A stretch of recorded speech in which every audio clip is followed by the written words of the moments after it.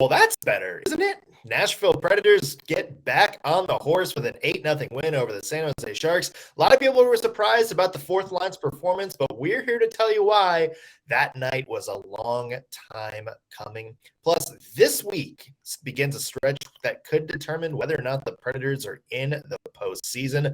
We'll break it down and tell you why this is so important. And it's Monday. That means it's time for plus minuses, what we like, what we didn't like about the past week, all coming up today on a loaded Locked On Predators podcast.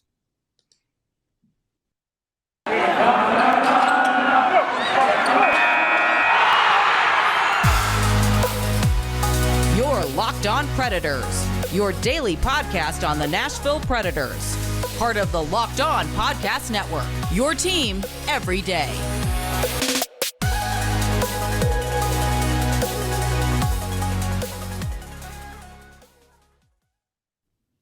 Well, this is the Locked On Predators podcast. Thank you for making us your first listen of the day. I'm Nick Morgan. I'm a writer and editor at ontheforecheck.com, and I have a partner in crime. You do. I am Ann Kimmel. I am a writer at ontheforecheck.com. Well, and we actually kind of have another partner in crime today, and that is because today's show is brought to you by our friends at BetOnline. BetOnline has you covered this season with more props, odds, and lines than ever before. BetOnline, where the game starts.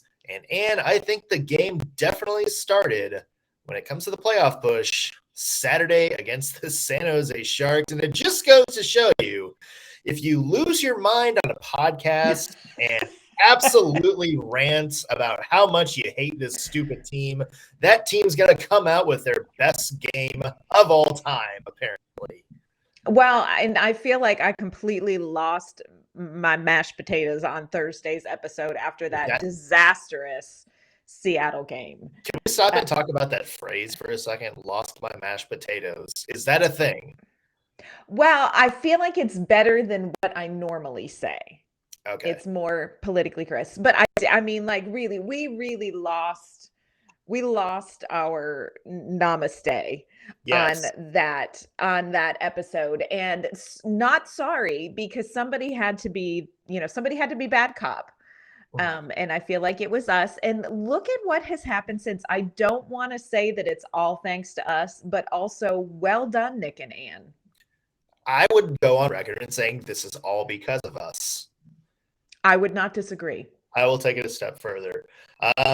Nashville Predators went to San Jose on Saturday. A lot of people were kind of skeptical about that game, mostly because the Predators faced a slumping Kraken a couple days before and played arguably their worst game of the season. And little did who would guess 8-0 win for the Nashville Predators. That ties their largest margin of victory in a game ever. First, of course, being the original 8-0, which was against the Red Wings back in 2009. Yeah, I mean, it is kind of like, I hate to say it, but it kind of came out of nowhere, Ann. Like, it really did. Like, we were not expecting this type of performance at all. Well, and it's one of those things where after such a disastrous game against the Seattle Kraken, you know that things need to be corrected, but there's always the fear that they're going to overcorrect or undercorrect. And neither one leads to anything good. And I think, Nashville came out and they won huge. I mean, an 8-0 win, that's a huge margin of victory. But I also think that this was not a game that was duplicable. They can do this again. I know what word you're going for. Yeah. I know what you meant. Yeah, SAT word. But they didn't play so out of their minds that we can't fathom any sort of realm of possibility where they can duplicate how they performed. They played such a great game. Now, granted, they played against a Sharks team that was missing some key pieces, but they capitalized on everything. They executed so much better.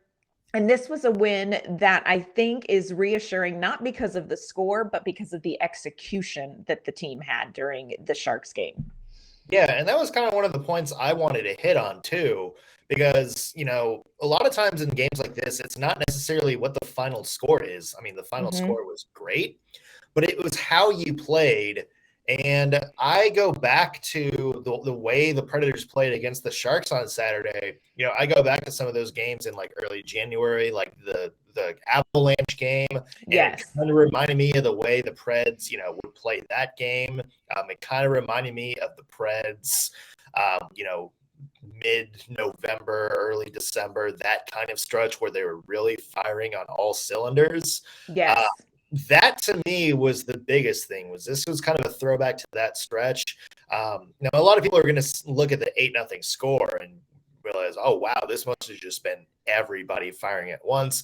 But it's not that much of a deviation from what we saw earlier in the season, and I think that's the most important thing. I think the score wound up being helped by the fact that the Sharks just aren't that good right now, especially goaltending wise. Yes. Yes. But I agree. The big takeaway is that a lot of the mistakes we had seen from the Predators over the past several weeks seem to have gone away, at least in this game. And now the big question is just, can you keep up momentum? Yes, and there's tons of momentum to be gained from this game. And look, the team in the post game, they were almost hilarious. They were so giddy. They had Philip Tomasino and Michael McCarron together. Philip Tomasino referring to Michael McCarron as Big Sexy, which I think, how is that not on somebody's jersey? I don't know. It is going to be. It really should be. Like, that's, Michael McCarron has to have that tattoo at some point this season. But regardless of that, you could tell that this was a team that was really excited about the way that they had played. And again, I think it's excitement about execution.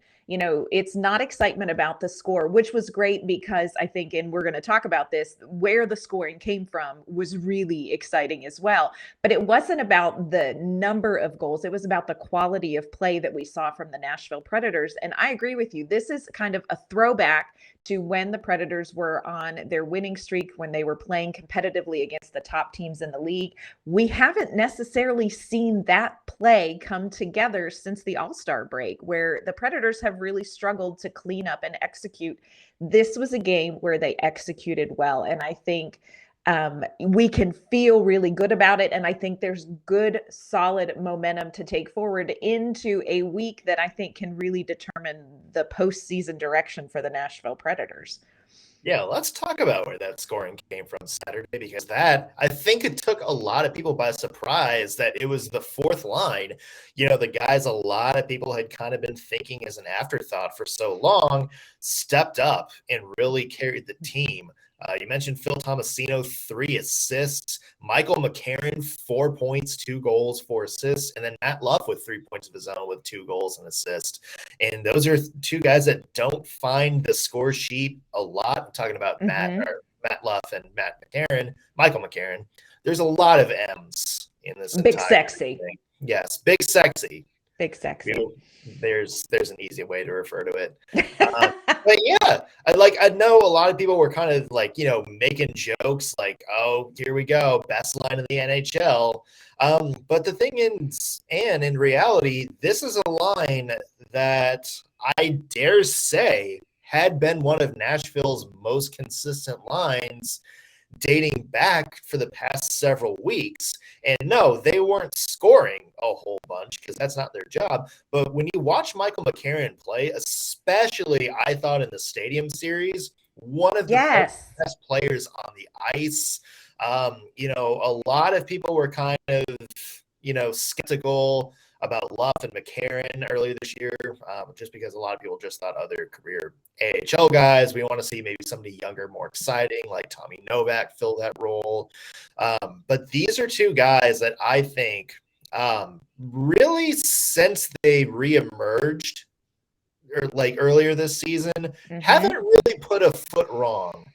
Like, haven't really done anything like super noticeably wrong. And I think that was step 1 for them. Sometimes you just got to get your feet under you and just not screw up. Like, that's kind of like the baseline.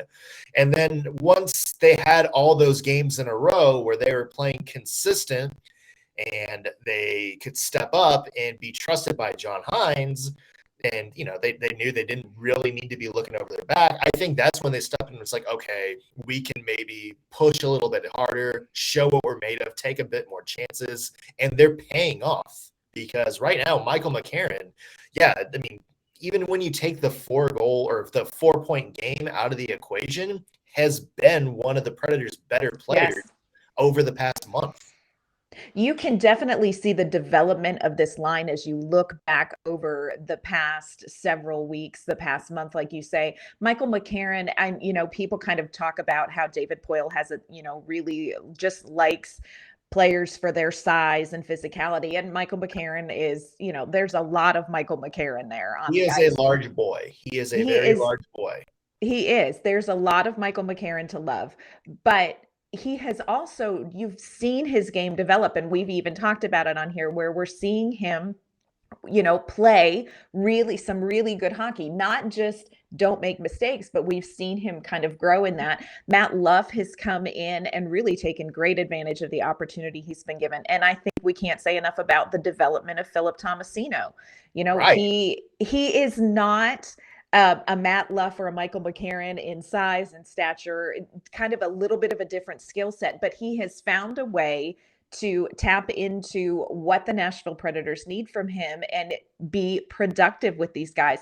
I was so excited to see this line really kind of come to the forefront because they've been doing the work. This is a line that's been putting in the work months and months and months. And to see that pay off for them, I think was so exciting in the game on Saturday. Yeah, I kind of want to hit on Phil Tomasino's development a little bit because I think he's a player who we're about to see a big last half of the season from. But first, though, we have a new sponsor today, and that is our friends at Athletic Greens. This is a product. They have, of course, AG1. I have been using him for quite a while. I actually got a free box just last week for this. I was very skeptical because I'm kind of always skeptical about, weird powders and stuff like that. But I've been using it for about a week. And let me tell you, I can feel the difference. I have a scoop of this every single morning. And I've noticed over the past couple of days, like I have more energy throughout the day. I feel super pumped. I don't mess up on podcasts or say dumb words when I'm doing stuff like this. I have a lot of mental focus. So what is Athletic Greens? Well, with one delicious scoop of Athletic Greens, you're absorbing 75 high-quality vitamins, minerals, whole food source superfoods, probiotics, and other stuff to help you start your day right. This is a special blend of ingredients that supports your gut health, your nervous system, your immune system, your energy, recovery, focus, aging, basically, everything that you need to do to have a pretty successful life. It's lifestyle friendly, whether you eat keto, paleo, vegan, dairy-free, gluten-free, whatever. It fits every lifestyle. It only has 1 gram of sugar, no GMOs, no nasty chemicals or artificial anything. Some of the stuff you can find in other powders, and it costs you less than $3 a day. So, it's cheaper than running to Starbucks every single morning, which, let's be honest, pretty much half of us do most of the time. Right now, it's time to reclaim your health and arm your immune system with convenient daily nutrition, especially heading into the flu and cold season. It's just 1 scoop in a cup of water every single day. That's it. There's no need for a million different pills and supplements to look out for your health. To make it easy, Athletic Greens is going to give you 1 free year supply, a free 1-year supply. I probably need Athletic Greens right now, of immune-supporting vitamin D and 5 free travel packs with your first purchase. All you have to do is visit athleticgreens.com/NHL network. Again, that is athleticgreens.com/NHL network to take ownership over your health and pick up the ultimate daily nutritional insurance. Well, and right before we were starting to talk about our sponsors, we were talking about Philip Tomasino. That is a guy who really, I think, is primed to have a big second half of the season. Yeah, I know. I think he is going to be somebody who is a surprise contributor who, probably 2 months ago, I don't think anybody really felt like he was going to have sort of a breakout year. But they have really invested in Philip Tomasino. I think they've surrounded him with some good pieces. But I also, have to wonder how much of this was jump started by a little bit of time on that second line. And, did that kind of spark something for him, because he really has played so well. And, he's not sort of that prototypical fourth liner in stature, in sort of his style of game, but he has really found a way to capitalize on what they want from him. And there were some plays in the game on Saturday that I thought, what, this is somebody who is elevating his game. Just really smart plays where he was drawing a defenseman away to open up the net front for someone else. Just so impressed with the development of Philip Tomasino. And I agree with you. I think he's just going to continue to get better. I think he could be somebody who is a surprise, important piece as we head down the stretch here for secondary scoring for the Predators. Well, and it goes into John Hynes, I think, being patient with him a little bit. Yes. Because even us on this podcast, we're like, well, we don't really like the way Phil Tomasino's been used. We'd rather maybe have him some first line minutes in Milwaukee rather than kind of be very on the fourth line. We were kind of concerned because he wasn't getting a lot of ice time each game. He had a horrible, end of January to end of February stretch where he didn't find the score sheet at all, and he was only playing like 7 minutes a night. But then you watch this last 4 games, and I think he's really started to turn it on a little bit. 6 points in his last 4 games, 2 goals, 4 assists. He is really finding his footing. And it's interesting because you're watching him and you're noticing him play a little bit better too. You notice we always kind of, he could always snipe it, always very good with the puck. But like you mentioned, I think we're starting to see him make more like hockey IQ plays. Like the play you mentioned where he just kind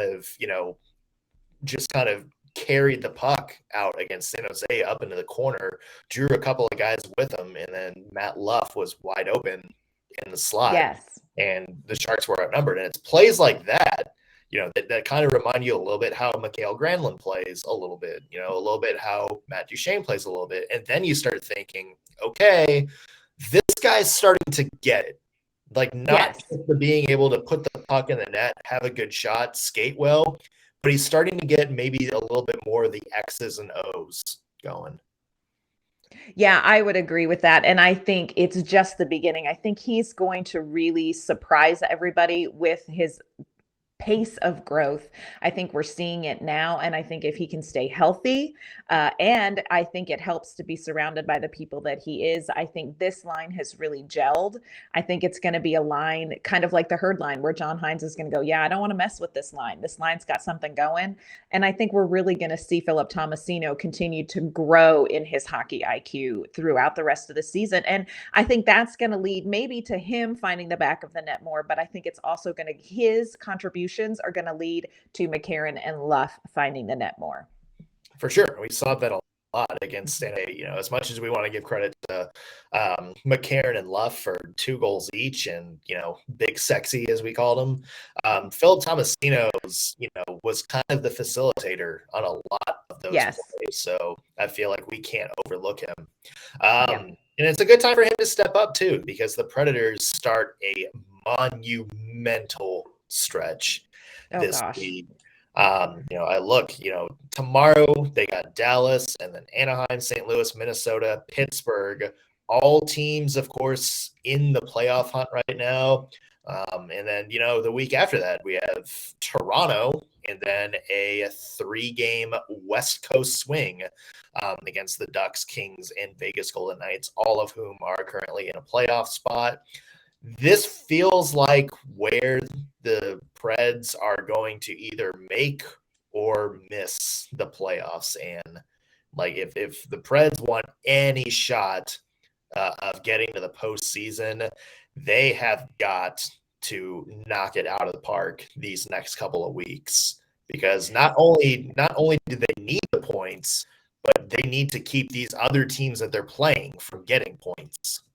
Yeah, this is definitely, looking at the schedule, I really feel like this is sort of high noon at the OK Corral because this is really where they're going to battle it out. I know so many times playoffs come down to the last few games and weeks, but I think this is it for Nashville for the reasons that you said. It's not only just they need the points, these are the teams that they need to beat, not only for points, but these are the teams they need to be able to beat in the postseason. And now is when you've got to put your game together. And I think that is why everybody is so pleased with the San Jose game. Again, not because of the 8 goals necessarily, but because the level of execution was so much improved. And that's exactly what this team is going to need going into, you look at this week, they've got Dallas, Anaheim, and then they have back-to-backs with St. Louis and Minnesota. You need to win every single one of those games. And if ever there was a time for Nashville to go on a win streak, go on a run, this is when they need to be playing their best hockey. And that's what we saw Saturday. So this timing wise couldn't be better if they can continue to do what they did with San Jose. Yeah. And also, let's not forget the trade deadline is 2 weeks from today. Monday, March 21st. The Preds are going to be on the West Coast there, but yeah, I mean, it also feels like the next 2 weeks are going to determine their strategy. Even taking Philip Forsberg out of that equation, just seeing how much you want to invest in going for it this season. I mean, it feels like that David Poyle's plan is going to determine a lot on how this next week goes because, you lose to Dallas, you lose to Anaheim. Not only, is that a spot in the standings, but that's other teams who get hot at the right time. Maybe you look and it's like, okay, well, do we really have what it takes to beat this team right now if they're on fire? Right.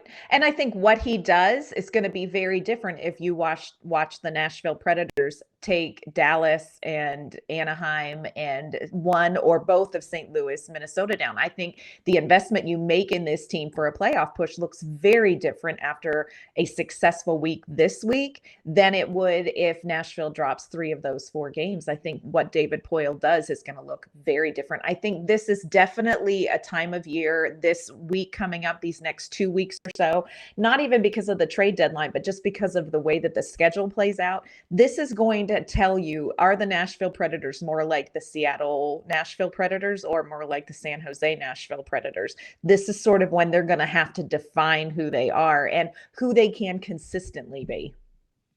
Yeah, I mean, and that's the $1 million question right there is I think we had some doubt after Seattle whether the Preds we saw after the first couple months of the season were, kind of the status quo. San Jose was a great, I think, statement about what this team can be when they're firing all cylinders. It's just going to be a matter of, can you do this consistently for 2 more months?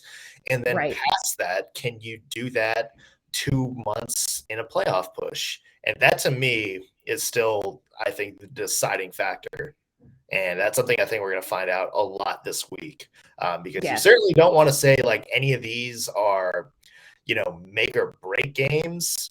I mean, you can, but the thing is, if the Predators do not come out of this stretch, well, then I think it is going to be a massive uphill climb to get to the playoffs, especially because April's schedule is brutal. Not really much easier. No.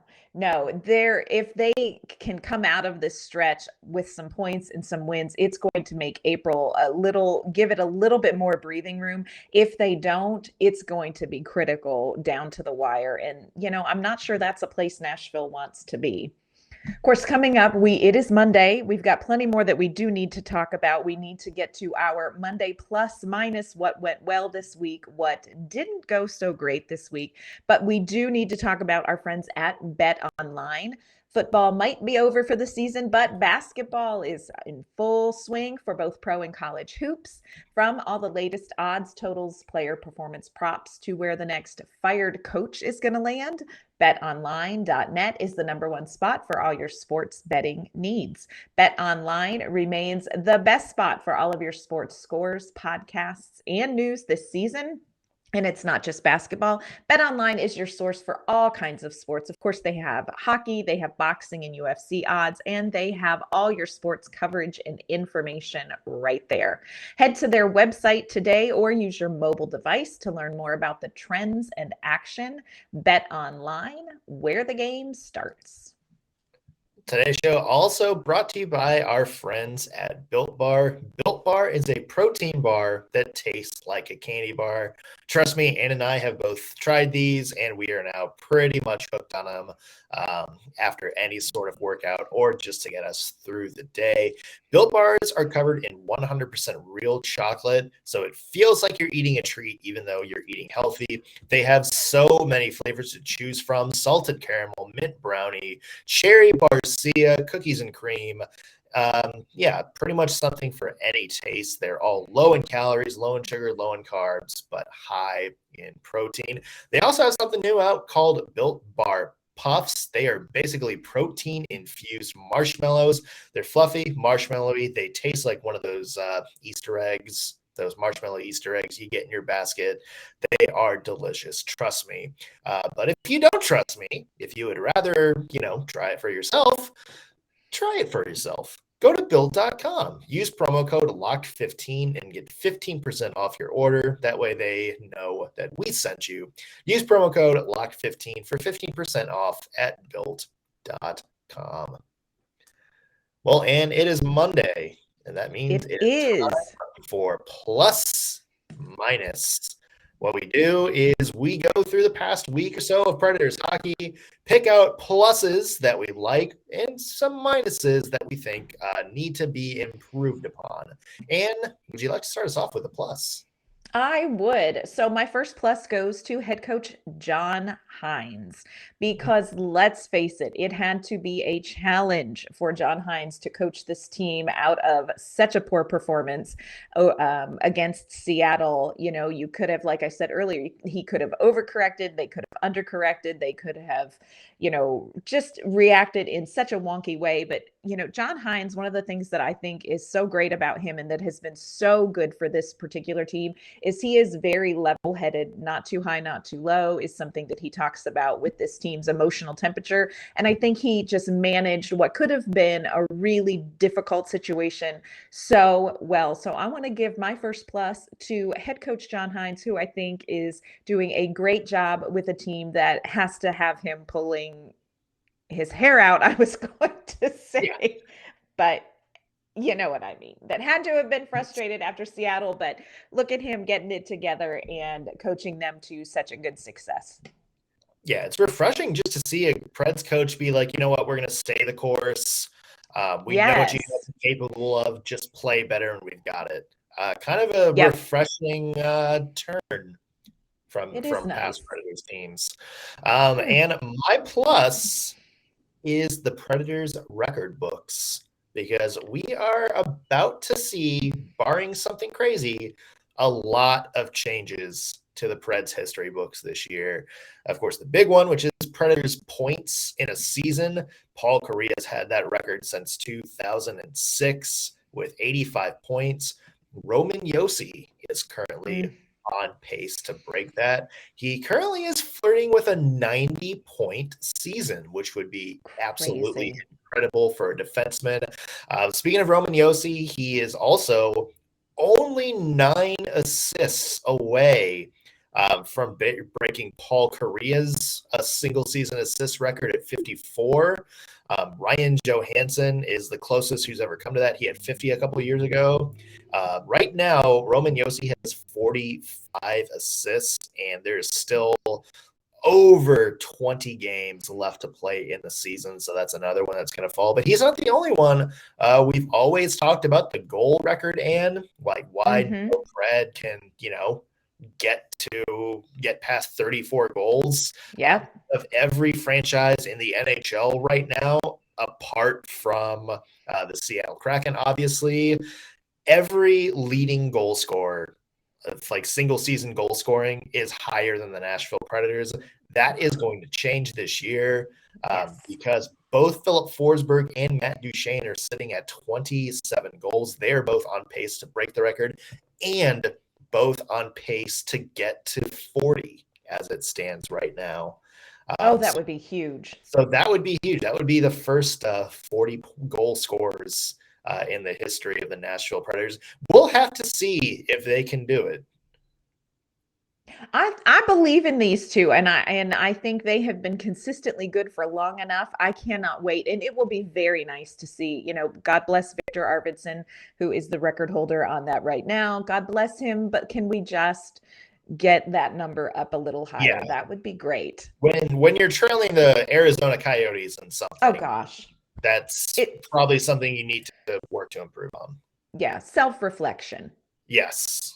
Yeah. All right. And minus. Let's hear them. Minuses. Yeah, you know what? I hate to do minuses, but we really can't ignore what's right in front of our faces. And, you know, sometimes I look at this Nashville Predators team and we say, who in the heck are these people? And it strikes me that the inconsistency in this past week really is a mirror for what we've kind of been through. Is this team the team that played the Seattle Kraken? Is this team the team that played the San Jose Sharks?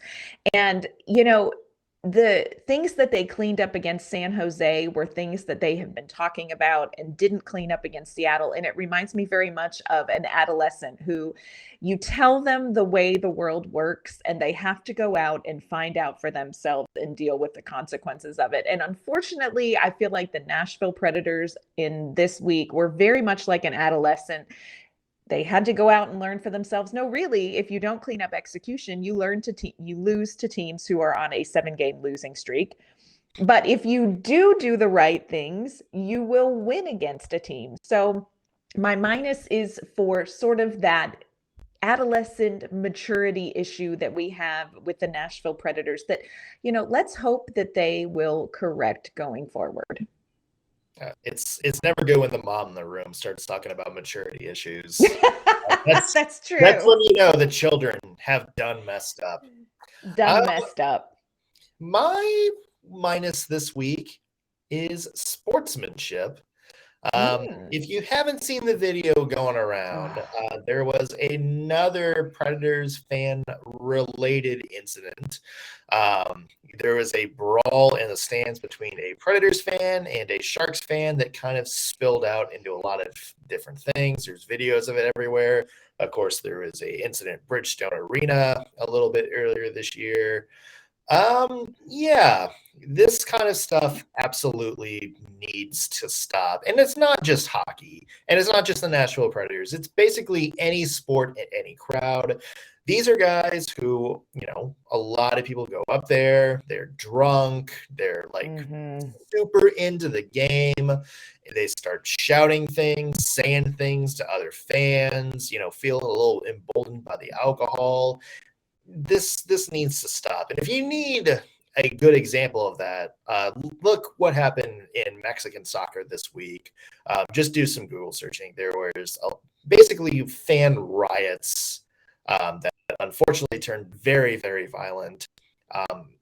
We just need to take a step back and realize this is sports.